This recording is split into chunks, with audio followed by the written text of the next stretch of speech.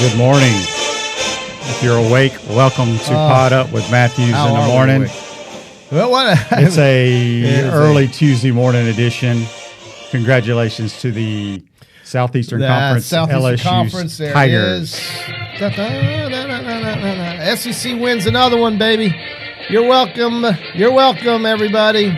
We bring you another champion in the conference here. This is Pod Up with Matthews in the morning from the Crime Prevention Security Systems. Well, in the Louisiana Superdome. It's still celebrating. Look, they're still in the place celebrating. Yeah, what a night.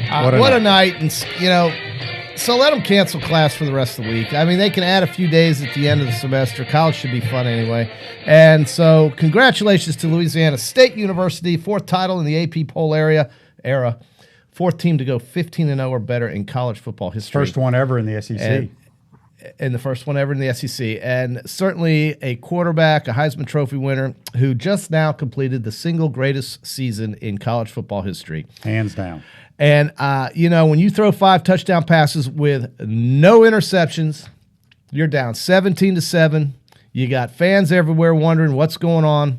And you just come out there cool, calm, and collected. And Joe Burrow did that. Ed Orgeron did that. The Tiger defense did that. The LSU Tiger defense did that. They are the best team in college football, one of the best ever, maybe the best ever.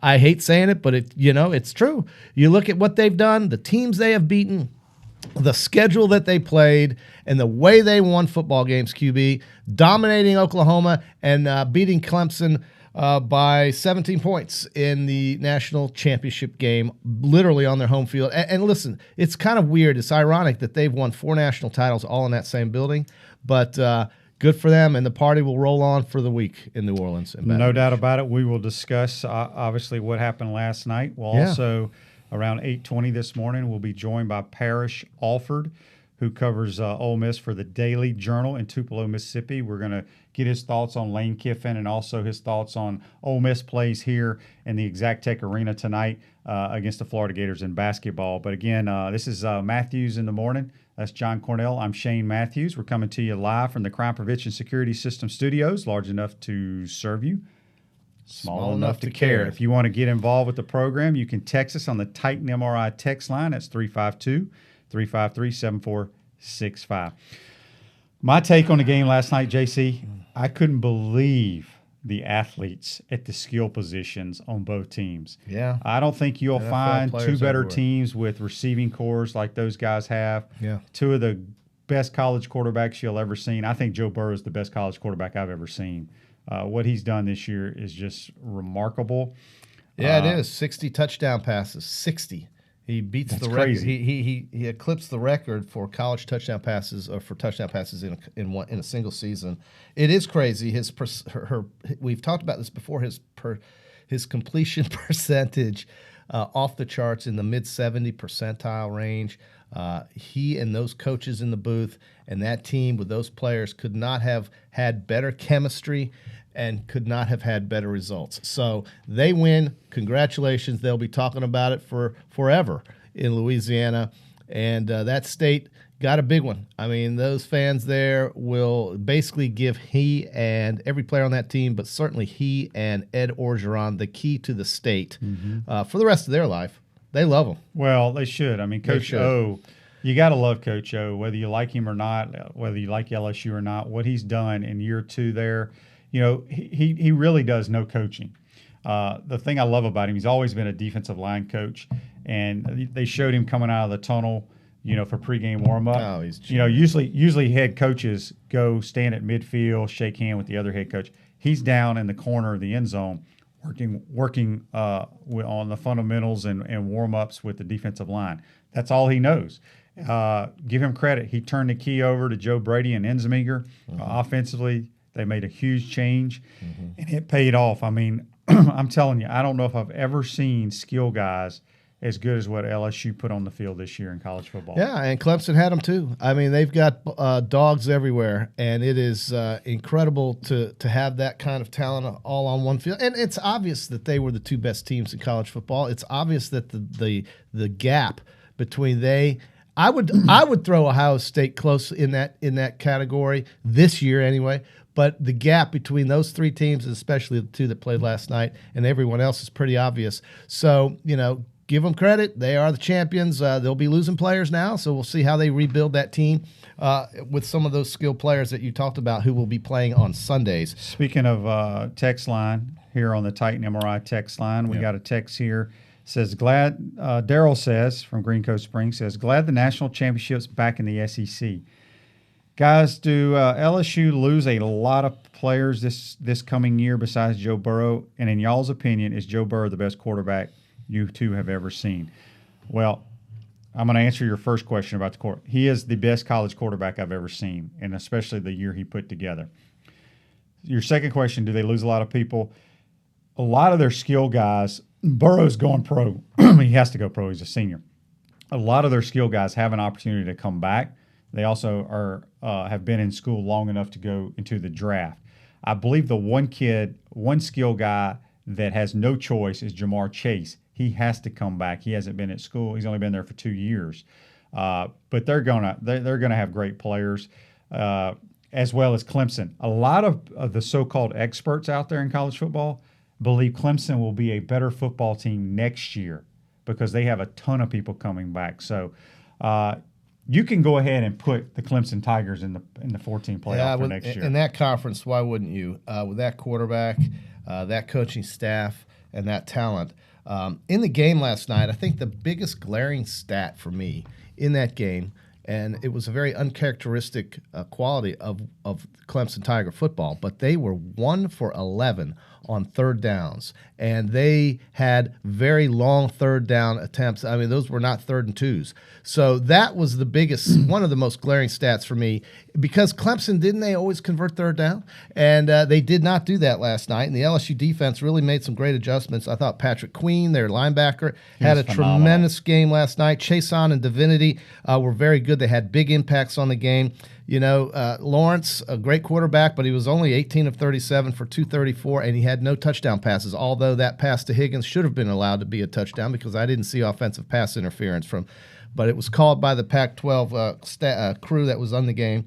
And so, Clemson had the misfortune of having a kid kicked out of the game for leading with the crown of his helmet, which the way the rule works is the right call. And so that hurt them, I thought. That linebacker was all over the place, and he was putting pressure on Burrow, who looked a little uncomfortable at the beginning of the game. And, when you take 2 weeks off and so forth, at the stage and everything, he was a little bit uncomfortable. The reason he looked uncomfortable, you got to remember, their first 2 possessions were inside their own 5-yard line. They were deep in their own territory, no question about it. But for his part, 31 of 49, 463, 5 touchdowns, 0 interceptions.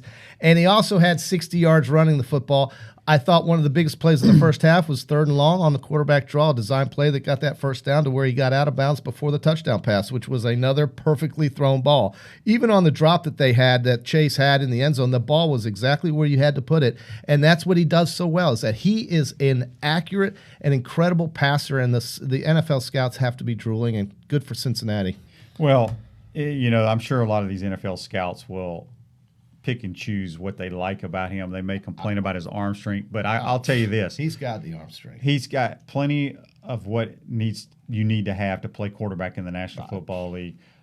His accuracy. And the thing about it is, he broke, I think, a Hawaii quarterback's record for the single. Colt Brennan? Yeah. I mean, we're talking that was the WAC or whatever they played. They played a goofy little This offense. guy, what he played, the schedule he played this year it's not comparison. Was crazy. No comparison. From an athletic standpoint. Yeah. So I think Joe Burrow, he will end up going to Cincinnati, which, I don't know if that's a great place to go, but hopefully they can build around him. Well, it could be the guys from there, and they're going to have some picks. They've got A.J. Green. They've got some Joe Mixon. They've got some players. I mean, they've got some players. But some of those deep throws that he had down the sideline, the one to Chase, and what was Clemson doing man-on-man with Chase? Well, you have to play man-to-man, on Chase? On everybody. Do you have to? Because Clemson, I will tell you this, I thought Clemson had great coverage on majority all the plays.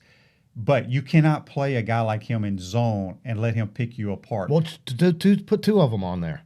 On the guy. Well, then he's not their best receiver. Who? You got Jefferson. Chase you got all those. I don't know. How can you tell who the best receiver? They're all great. My point is, I don't think you have man coverage on Chase down the sideline when they're going to hit you deep. You knew they were going to take a shot. I don't like the plan. I thought defensively. I thought their plan was outstanding. But it may have been. But he hit these sideline routes. He's hit him against everybody. You can't stop it. Well, maybe not. When you make perfect throws against perfect coverage and you make great catches, there's the offense. I mean, I'm just saying he had really good placement on those passes. Right. And my point is the coverage was good. Coverage was okay. All right, I'll give you that. But I'll just say that I can't remember a national title game with skill guys at the wide receiver position, at the running back position, and the defensive backs. Mm-hmm. That was the most talented I've ever seen of a national champion. Yeah, for both teams. Yeah, I can't argue that. It was a tremendous display of talent. A lot of these guys you'll be seeing on Sundays. And again, I think Clemson was they came in, they brought it, but at the end, LSU just kind of hung in there, down 17-7, made some plays on third down. Clemson failed to make plays on third down, and that's the ballgame. Lawrence was a little shaky. I mean, he overthrew a lot of passes, and they were very bad on third down. So give the LSU defense credit too. I mean, they get a lot of maligned. They were maligned for much of the season, but they put it together last night, and that's what you have to do to win. No doubt about it. This is Matthews in the Morning, right here from the Crime Prevention Security System Studios, large enough to serve you, small enough to care. If you want to get involved, you can send us a text at numbers 353-7465. I mean, even if before the game, if I had said, okay, over under on Burrow's passing yards 365. Against that defense? Yeah, I mean, 365. That's about the right number because he's thrown for over 400, it seems like, every game this year. Yeah, but this is probably the best defense or one of the best defenses he's seen all season. Maybe Georgia's was the second best, but that's it. I don't think Texas can compare. Alabama certainly didn't compare. Oklahoma could not compare. This was the best defense they saw, and he lit them up. What it shows you is if you have a that's why quarterback is the most important position in all the sports. If you have that guy and you put the right pieces around a special player, you're going to have a special year. Yeah. And that's what LSU did. Text line here, we got a text from Hack and Archer. He says, has there ever been a college football player who's had a bigger change to the game than Joe Burrow? I can't think of one that went from mediocre one year to the greatest season ever. In the 150 years of the game. At the position, ever. No. Yeah, so, 100%. And he will be rewarded with that for that. And when you look at his story, go back and pull up some of the stories on Joe Burrow, if you can find them chronicled. This guy came from he had a tough road. He had a very difficult road, actually. It wasn't just tough. I mean, he had to sit and watch for 3 years. He had to sit and watch other kids play. And I'm sure he always thought he could do it, but there had to be some doubt at some point. And then he gets that transfer after hurting his hand and getting the red shirt. And the first year he gets there, it's like, okay, well, why are we so excited about this dude from Ohio? He's just so-so, no big deal. But then Orgeron deserves so much credit for bringing in the right personnel to show him and the right coaching to show him. And now he and his family, his dad retired just so he could watch this season and watch every game. I heard that story last night. I love those stories, those back-scene stories. And I just thought about this dude quite a bit last night because I love these stories where a guy comes from virtually nowhere, and he was virtually nowhere, to the very top of his game and to the top of the sport. He is at the top of the sport right now, and LSU is going to be thinking about this for forever.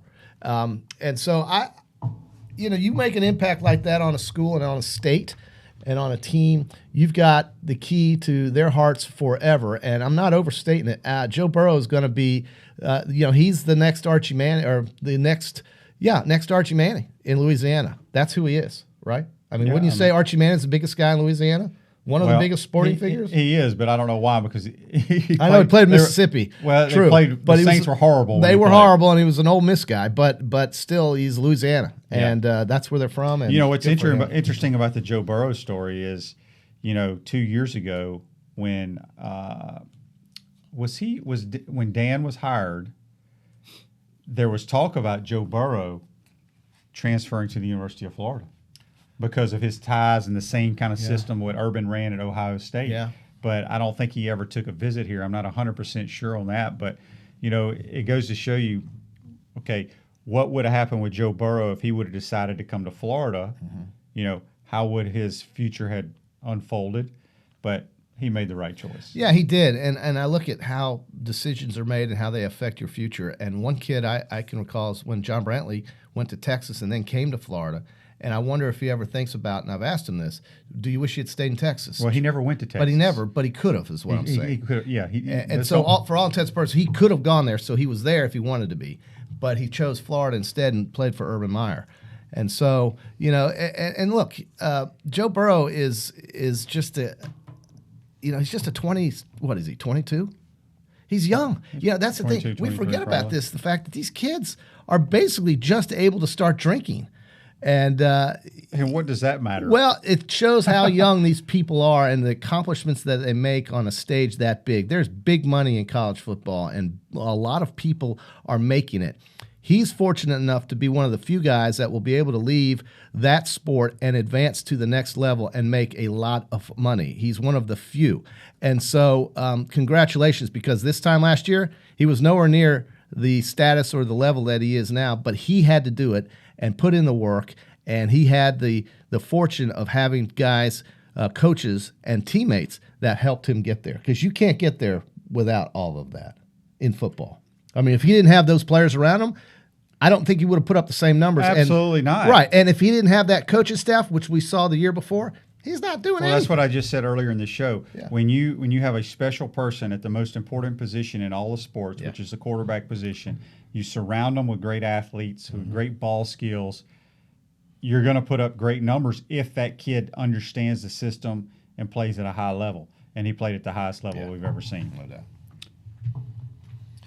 It's big. I mean, it's remarkable what LSU has done. Again, the show is called Pot Up with Matthews in the Morning. And JC and I are extremely tired today. Staying up. That was the longest game ever. The Eastern time zone sucks, dude. I'm not a big Eastern time zone. Yeah, but guy. why? I've lived in it my whole life. But why not start at 7? Yeah. Oh, because we're worried about everybody in California and then the West Coast. You think anybody? I know it. But, I was going to say anybody west of the Mississippi, but we all know New Orleans is a little bit west of the Mississippi River. It is. New Orleans is at the mouth of the Mississippi. Well, that's what I'm River. saying. But when I say west of the Mississippi, you're thinking, part of Louisiana is west of it. But anybody west of, say, Dallas, Texas, or just to say the state of Texas, you think anybody cared about this game? Not with those teams. Not with those teams.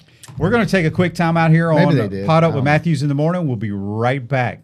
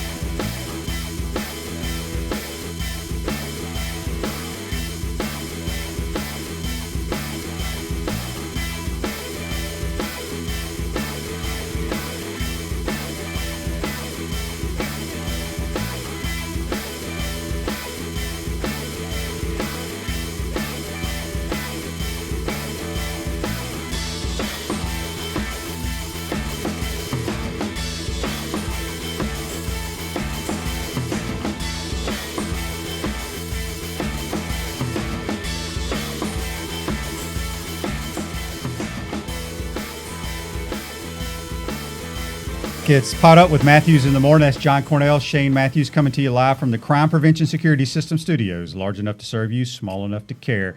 We're joined right now. We're going to go to the Titan MRI hotline and be joined by Parrish Alford, who covers the Ole Miss Rebels for the Daily Journal in Tupelo, Mississippi. Right. Parrish, welcome to the program. Thanks for joining us, my man. You there, Parrish? Oh, God, we got some... Parrish, are you there? Yes. Oh, okay. That's on what's the the problem here? speakerphone. We got some technical difficulties going on right here, but hang on just 1 second. We're gonna see if our producer can get this thing fixed, so we can talk to Parrish Alford. Obviously a lot of news in the state of Mississippi. Parrish, you there? Okay. Well, we're gonna we'll try again later. Yeah. Shucks.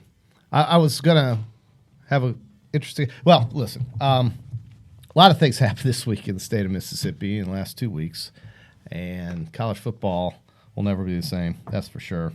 With the guys they're bringing in there, but hopefully we can get Parrish Alford from Tupelo with us. Parrish, can you hear us now? All right, we'll try to get the phone lines fixed. We'll figure it out at some point. Last night we saw a great game, but let me throw you some stats. You want some stats that might blow your head off. Joe Burrow, who we've been talking about for 23 minutes now and probably longer, has been responsible for 14 touchdowns in 2 playoff games this year. 14. The Big Ten Conference as a whole has scored a total of 13 touchdowns in its playoff history. So Joe Burrow has more touchdowns, being responsible for more touchdowns than the entire conference has had in the playoff era, 14-13. I found that fascinating. The Pac-12, another conference, has scored a total of 11 touchdowns in its playoff history. So that's some perspective for you. And, of course, some records set last night with LSU's Joe Burrow. Most passes, touchdown passes in a season. Most touchdowns responsible for in a season in FBS history, most touchdowns responsible for in a BCS CFP title game, and most passing yards in a BCS or CFP title game. So LSU's 2 playoff wins will tie for third most all-time in a 6-year history of the playoff, with Ohio State and trailing only Clemson and Alabama, who have 6 wins each. So, when you talked about a week or so ago about how top-heavy college football has become, that stat right there tells you in the playoff era exactly what you're talking about. It's going to continue being top. Well, that's who's getting the player, right? The players. It's you can go ahead and I can tell you probably the 8 teams that have a chance to make the Final Four next year.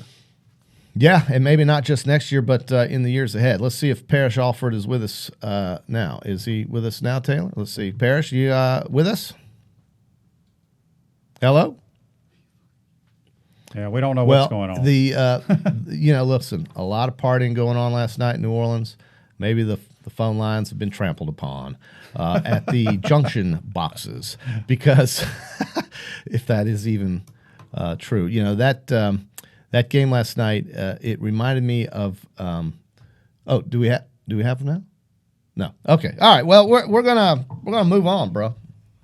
Well, you want to hear the odds to win the national title next year, JC? Who do you think's the favorite? I think the favorite would be Clemson. Clemson is the favorite at 225 plus 225. Ohio State plus 300. Your squad, Alabama plus 600. Georgia plus 800. 800? Georgia's that high? LSU plus 800. And the Mighty Gators at plus 1,400. There's some value. So that's 1, 2, 3, 4, 5, 6. So 6. They're the 6th place team in the. So how many SEC teams you have there? Look at all those. Well, I see in the top 10. I see 1, 2, 3, 4 SEC teams in the top 7. But basically, in those 6 teams that I mentioned, those are probably going to be 4 of those 6 are going to be. They have the players, and you're going to hear people criticize the way it's set up to where the rich get richer and everybody else watches the rich get richer. But the only way, I don't know how you spread that out evenly. I don't think you can. I think it's just that they're better right now in this era. And you can have 8 teams in a playoff. This year it wouldn't have mattered. We know that there are 3 teams, and now there is 1 team. But there were 3 teams I thought that were of far and away better than the rest of the college football league, world, rather, I should say. It was Clemson, it was LSU, and it was Ohio State. And I think LSU would have beaten Ohio State last night too. But LSU and Clemson and Ohio State were far and away better than anything that went from 4 on.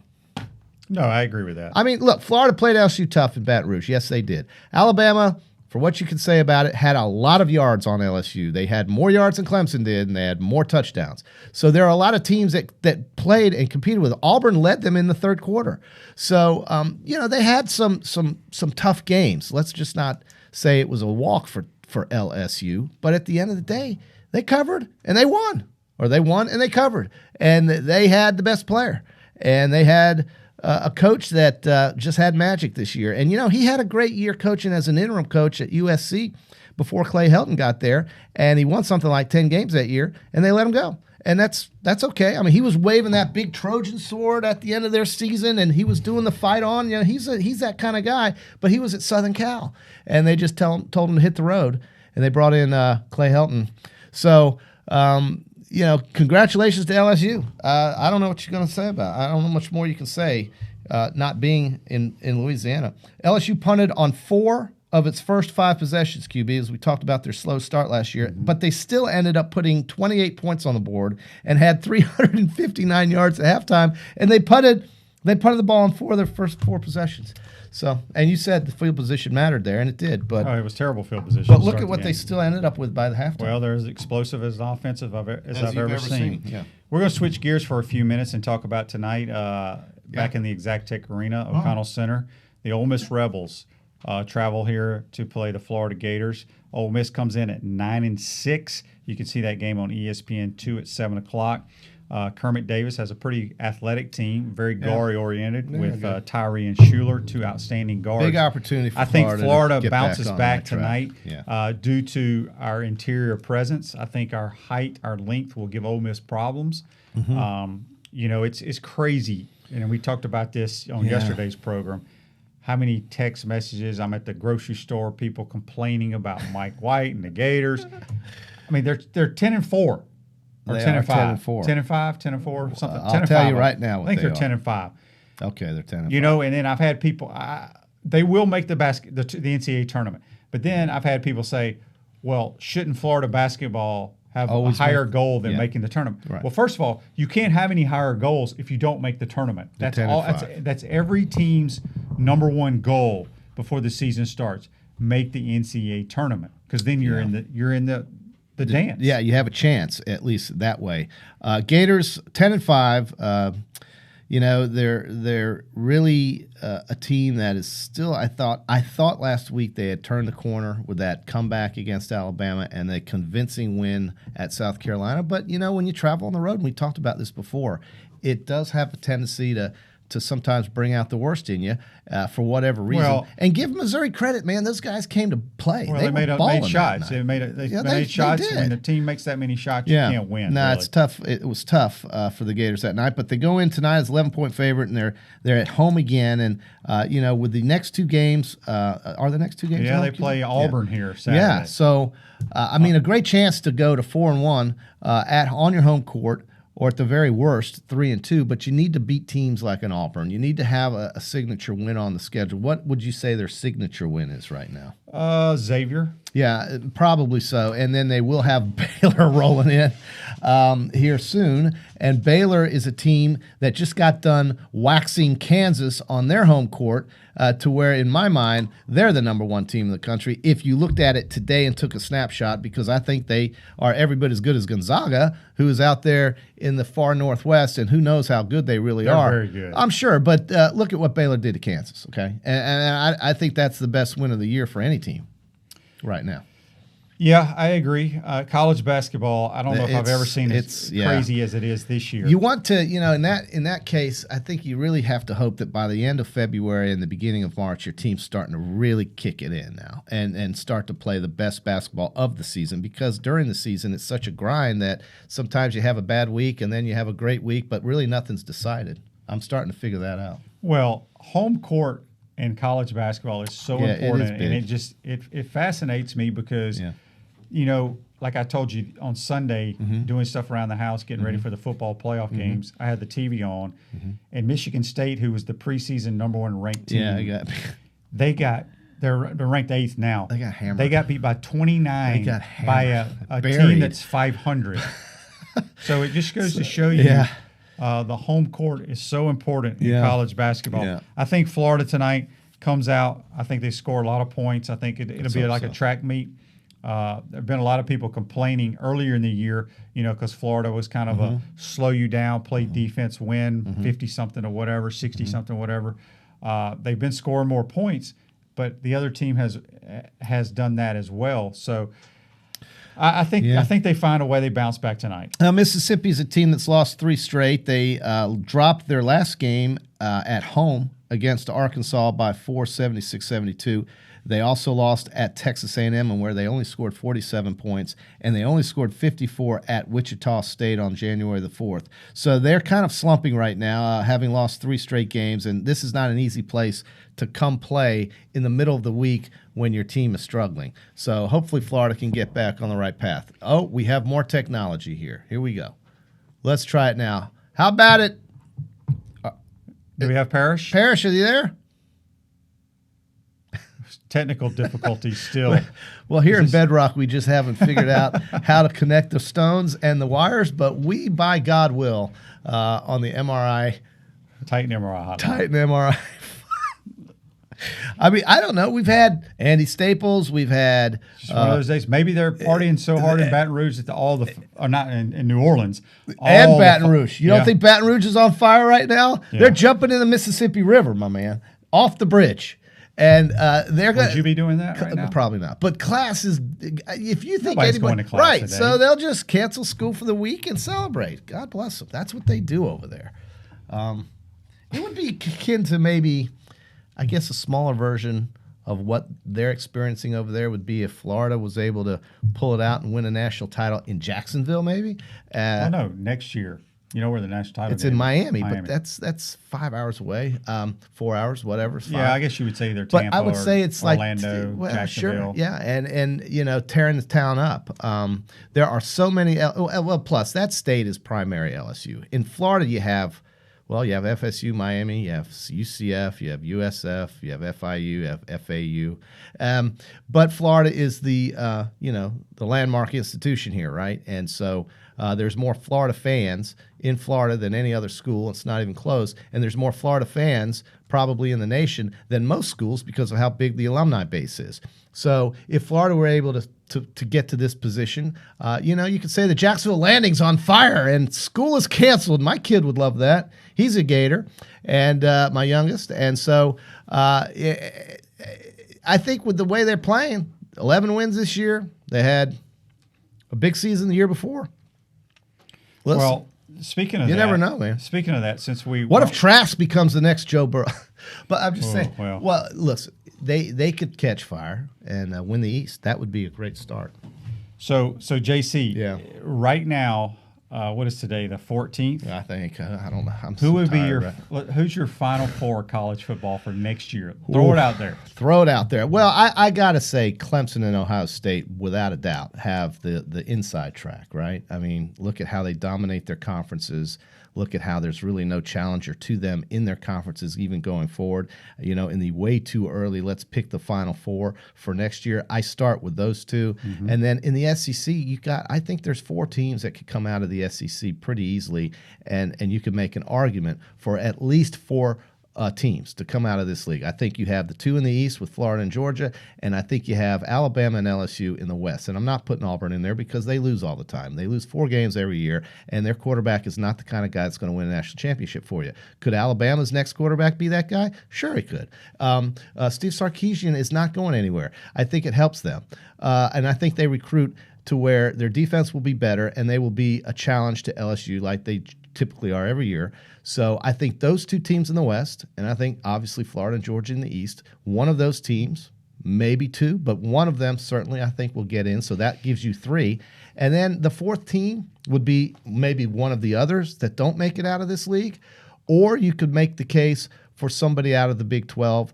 But I'm so tired of watching Oklahoma win. They say they've got a great quarterback coming back. Spencer Rattler. Yeah, they say he could do it. I don't know. They just go in the postseason and crump. They really do. They just don't play any defense. And I think to win titles, you have to have a defense. Clemson had it 2 years ago. LSU had it this year. Their defense played great last year. They played okay, but all those Alabama LSU teams outscored people this year. Sure, but Clemson had a pretty good defense the year before when they won and beat Alabama. And all of those Alabama teams that won had great defenses. They just did. They were good. You look at all the NFL players Alabama has on defense right now. So that's how you have. I mean, you have to have great defense. Ohio State has really salty defense, and yeah, you have to score points certainly. But you don't win with a sieve for a defense. You just don't. And Oklahoma, I think, is proving that every year they show up and get their tails kicked in. So nobody from the. Can I say who I think is going to be in the final? Well, you four now? asked, so I gave you 3. Yeah, but I thought it was going to be like a short answer. I know. Well, it's 8:37. I'm trying to. Okay, so get us there because Parrish is not. Well, we're not going to have Parrish today. No. We're going to have to figure. We'll out try the phone him lines. out next time. Next time the Rebels play. My two teams definitely are Ohio State. You can go ahead and pencil them in. You can pencil Clemson in. Those two teams can go ahead. I don't even know what are the two bowl games that are affiliated. I with want to it? say Dallas is one spot, and I want to say Phoenix. no, because Arizona? that Phoenix was Probably the Rose Bowl. It may be L.A. Yeah, it may be L.A. Okay, and then so- Miami is your title game. Yeah, so Ohio State and Clemson, if you're a fan of those teams, you can go ahead and start making your travel arrangements because you're going to be either in L.A. for the Rose Bowl or in Dallas for the Cotton Bowl, if that's where those two. I think it is, but We could be wrong. But I think it I is. do agree with you. There's only 4 teams out of the SEC that have a chance to go. It's Alabama and LSU out of the West. And, you know, I don't know the LSU roster well enough to know. They're going to lose a lot of players. It's all going to come down to how does the quarterback play in the system next year. You look at Alabama, it's probably going to be Mac Jones as the quarterback. He got a lot of experience this year, sure played did. well. Played well. When you look at the East, I think Florida is the favorite. Georgia's losing from. They're losing a lot of players. They got a lot of turmoil going on there. With the momentum that Florida has, I think they're the favorite in the East. Okay. That 4th spot, it could be another SEC team. Yeah. But I'm kind of like you.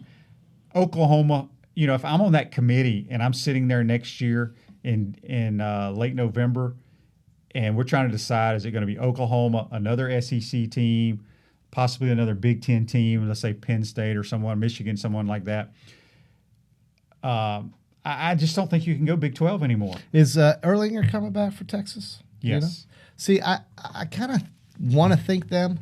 I want to think them, but then they lose show, 4 or 5 games I know every year, they're too. the Auburn. They're like Auburn. It's Big 12 teams they just don't. They remind me of a little slightly better version of the Pac-12. And so, what does that leave you with? Well, nobody out of the ACC. I mean, no. It's a one team. It's a one-team league for the next how many years? Forever, maybe. Maybe not. But you know what I'm saying. And Florida State's still 5 years, 3 to 5 years away. Florida State, right? And I don't know if Miami will ever get back to where they were in the 80s, I guess, and 90s. But that 4th spot, in the way too early predictions for the Final Four next year is going to be tough to try to figure out. And it could be a case where we see 2 SEC teams next year. Yeah. We're going to take a quick time out here from Matthews in the Morning from the Crime Prevention Security System Studios. If you want to send us a text on the Titan MRI text line, do that. We'll be right back.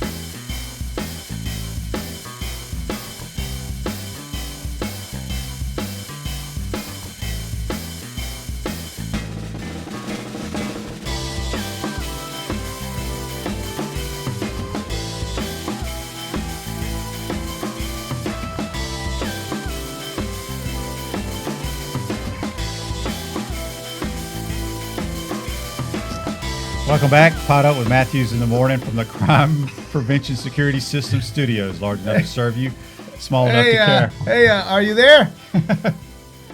Wait. Here, we'll do it this way. Hey, let's do it this way. We may have to do that, whatever it takes. You're going to have some guests coming up. I'm splitting. I have to leave the country tomorrow, so I won't be back until Monday. So you're going to have a lot of guests lined up on the next Titan couple. MRI. Yes, on the Titan MRI hotline. We apologize. We're going to have hot. Parrish Alford talking Ole Miss get football, Lane Kiffin, and Ole Miss basketball.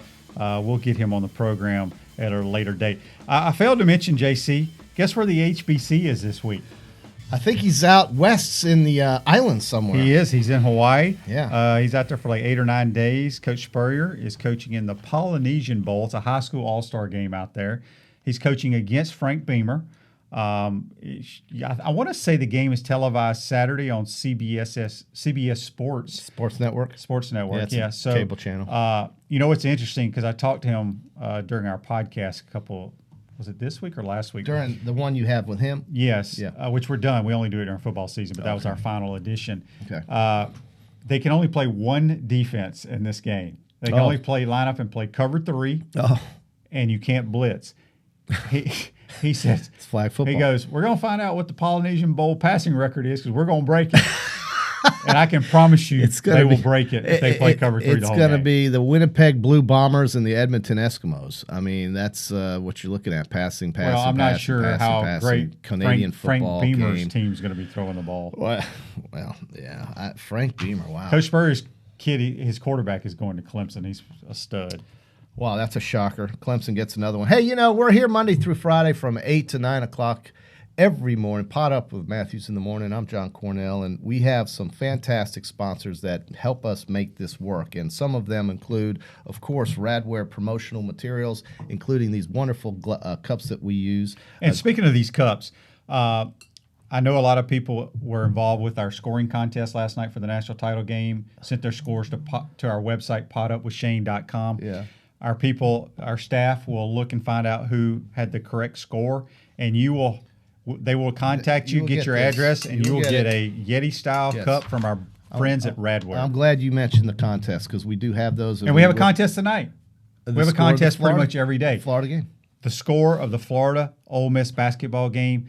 You can send your score via Facebook Live. You can send it via Twitter. And you can also send it to the website, potupwithshane.com. Some of our other sponsors include Gators Dockside, Doreen Wiebe Realtor, Gator BTW, Campus USA Credit Union, the Celebration Point Town Center, great place, Miapa Latin Cafe, that's awesome, Davis Chevrolet, Davis Gainesville Chevrolet, they're on Main Street, Okido, America Martial Arts and After School, and Tropical Smoothie Cafe. Love them. Titan MRI, of course, and Crime Prevention Security. These are some of the folks that help make this show happen, and we're looking for more, baby. We want to stick them right there with us, and it will be mutually gratifying. And I can't wait to see who else puts their tag up there. Look, there it is, the Tropical Smoothie Cafe. Check that out. My God. And, there's Radware again. And those contests will pay, baby. We'll get you those cups. Somebody will. So, JC, since I don't know if you're going to be able to tune in or call in. I'm going to try, actually. Yeah, but if even we can if get that thing. Yeah, even if you can't, we have a few more minutes left on today's show, and I know we weren't going to talk NFL playoffs. It's only Tuesday of this week.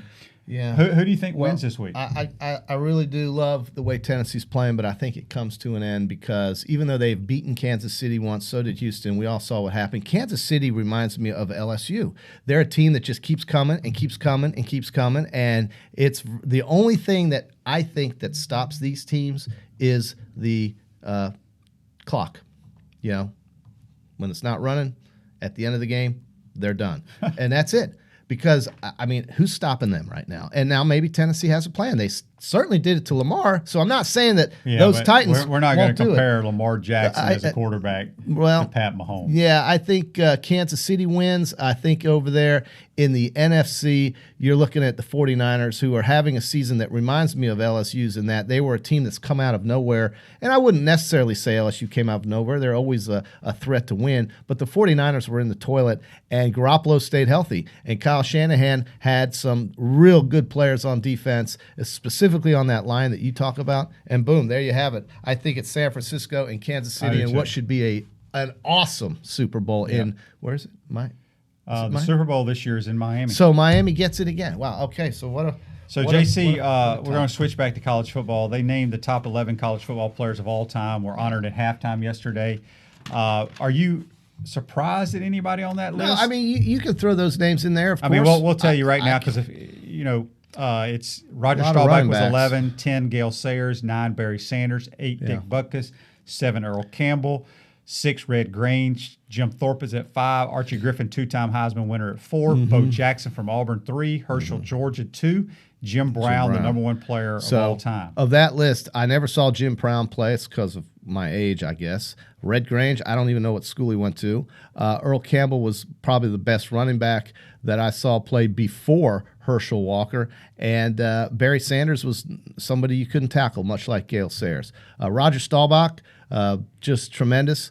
Hall of Famer. I mean, you got it. Joe Montana was a great player. You know what's football. interesting about that list to me? I only saw Bo and Herschel play, and I was a young kid. Yeah. Obviously, I saw Barry Sanders as well. You didn't see Earl Campbell? I think I did, but I know they all were tremendous players in college, but I feel like just looking at that list, I feel like they took into consideration what they did as a pro. That could be. Gale Sayers only played, I think, a few years in the pros. He had knee injuries. And the Kansas Comet, right? Yeah, he was. And he was great in the movie, of course, inspired behind the story of Brian Piccolo, a Brian song. Included Gale Sayers, of course. And Billy D. Williams was the Gale Sayers character. And James Caan was Brian Piccolo. A couple emails, a couple text messages for you there, QB, on the Titan MRI. Well, these are actually Facebook Live here. Oh, Facebook Live. Excuse me. Sorry. Michael Burton says, I do not agree with the penalty for a defensive hit if an offensive player does not see it coming. The hit after a punt last night was not half as bad as the second quarter hit over the middle last night for a Clemson receiver. The hit on a punt that received a flag was below the head and on the front side. Yeah, football has changed. It's crazy. Trying to protect players now. Yeah, I mean, the receiver, it was a legal hit, but he was defenseless. They didn't call a penalty on that. On the one long run after the reception by the tight end for Clemson, I think it was Higgins came back on a blindside block. Yeah. That's just illegal these days. I guess. And then the targeting call on the poor linebacker from Clemson.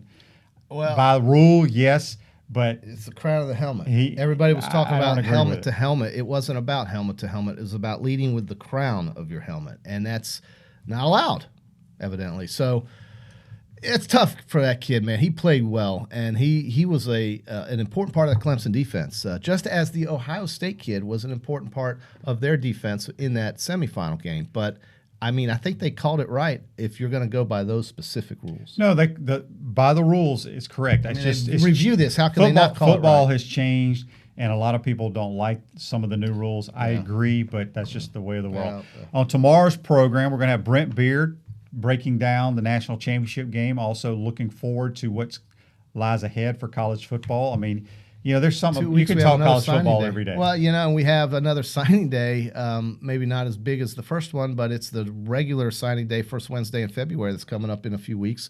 We'll talk about what Florida needs to finish with regards to this recruiting class. I'm sure we'll figure that out in the next 2 weeks and have somebody contribute to that and see who else everybody else gets. I guess that's first Wednesday in February, right? Yeah. So we'll have some recruiting, of course, to discuss. But the season's over. That's it. We'll get a bunch of commercials saying buy your Sports Illustrated this and that and get this and that if you do subscribe and have your LSU Tiger memories. Taylor, throw up that LSU fight song one more time. I think it's the greatest fight song in college football. Yeah, well, I mean, that band is good. I mean, You gotta congratulate Fires us. you As up, much man. as you hate LSU, if you're a Florida I'm not a fan, big LSU the fan. story for I don't like it. Coach O with Joe Burrow, It's a you great know, story. it was heartwarming. The story they talked about Ensminger's daughter-in-law. I mean, it all lined up Horrifying. for the LSU Tigers. It was their year, QB. I think we've been saying it now for months. I was saying it after they beat Alabama. I said this is their year. That guy. I mean, oh my goodness, what happened? Oh, you want to put Saban up there? Okay, he got to watch in a blue suit. A sweet blue suit, though, I will say. I don't really know why he's wearing blue. That's Kentucky. But he's What in did blue. you want him in a crimson suit? Yeah, where's the crimson jacket there? Anyway, it was in the Superdome that he beat LSU in 2011. Was that the game where LSU didn't cross the 50 They didn't yard cross line? the 50, and they had 5 first downs, and I guess his name was Jordan Jefferson, the quarterback, maybe. And his brother was playing wide His receiver brother, last night. well, his brother could say, "Hey, bro, I got it." But no, they were dominated that night, and I think Alabama, for its part, had something like 7 NFL players on defense that night, including Dante Hightower. But at any rate, they were the last team to repeat. So, you know, Clemson was trying to do that last night, and it just shows you how hard that is. And they came close. I mean, you can't get to the final game and not be close. So, you know, I'm gonna miss you guys, you two, in here for the next 3 days. But I will try before the 9 o'clock hour is up and contribute from the Ocean Course in New Providence Island, actually Paradise Island. And we will give you an update from the Ocean Course. I'm sure you'll be interested in knowing how the winds are blowing. But then back on Monday next week to crank it up again. I'm going to miss that Auburn game for Florida and Auburn, but I'll be watching it down there and hoping that Florida can pull it off. And tonight's a big night for the Gators as we wrap up today's show. Ole Miss coming in town, a very beatable team. I think a game that Florida, who's an 11-point favorite, should handle. Exactly. Don't forget to. You gonna have Chris on the next couple of days? We probably will. Don't forget the contest. Send your scores in for the Florida Ole Miss basketball game. Yeah. Winner will get one of these nice Yeti Here's Stout the other cups from one. our folks at Radware. Yeah, it's so sweet. And we drink our morning drinks. Good stuff, JC. Delicious. I like big cups, and I cannot lie. Well, that's going to be a wrap of the show today. For Pot wrap. Up It was a wrap. We're wrapping it up. It's Pot Up with Matthews in the morning. Thank you. We love our John sponsors. Cornell, Shane Matthews. We'll see you tomorrow. Have a good day.